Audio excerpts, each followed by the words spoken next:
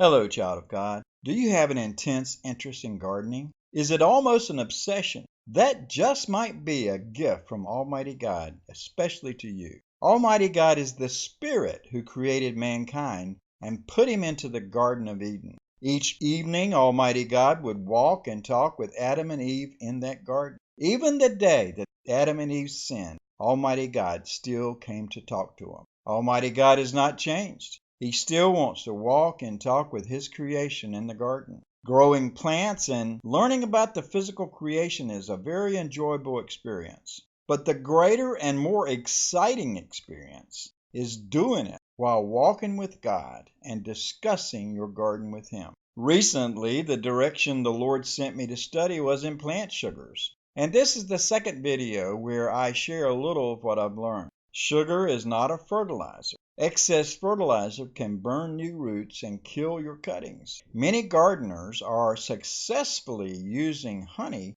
as a rooting hormone. But as I said in my previous video, honey is not a rooting hormone, it is a sugar. It is probably one of the best sugars to use for air layering or rooting fruit tree cuttings. The bees add the antifungal and the antibacterial chemicals to the honey, so that it's an excellent choice of sugars to encourage your air layering and fruit tree cuttings to root. I like to use both, a sugar and a rooting hormone, but in all things moderation. Too much rooting hormone kills the cutting, and too much sugar will feed the bacteria. That also kills the cutting. So I would like to introduce a simple chemical factory that grows the rooting hormones that will not kill the cuttings. And the hormones are slowly released over time to promote the cutting to root continuously and as quickly as it can. This chemical factory is willow branch cuttings that I have been rooting in water for several days.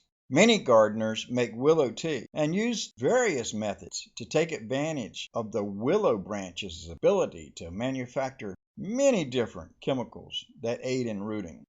Almighty God, the creator of heaven and earth, has programmed this willow branch cutting to be a willow tree. Every single cell in the branch is designed to function in support of the growth of a new tree. We can chop this living branch into very small pieces, and the cells will still change themselves to attempt to become a new willow tree.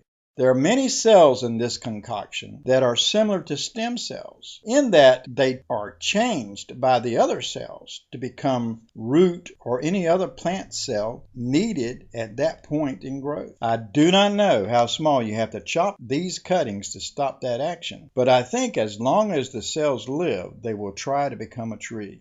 I really want these cuttings too small to actually root as a tree, but large enough to continue the chemical changes for several weeks. In order to help the production of the rooting hormones, I have added a honey and water mixture, which will feed the chopped willow cuttings, and therefore they will continue to grow. We can apply this growing paste to a paper towel and wrap it around the cuttings. Your cutting will feed on the sugar in the honey and also be encouraged by the willow hormones that are growing in this long-term rooting process. This method is very different from using willow tea because the willow tree cells are killed with heat and the hormones are extracted into the water by the process of making willow tea. Do you want a little sugar with your tree? There are many fertilizers you can buy that have molasses already added to them to promote the growth of many crops and rootings. So the method of adding sugar is an old and proven practice.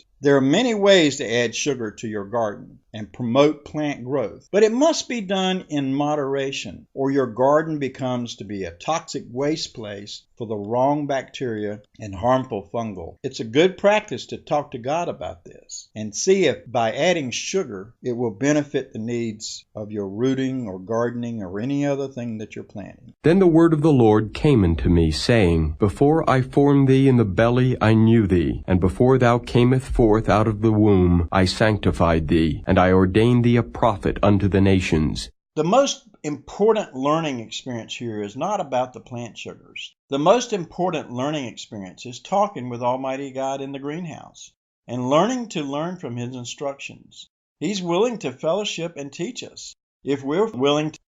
For I know the thoughts that I think toward you, saith the Lord, thoughts of peace and not of evil, to give you an expected end.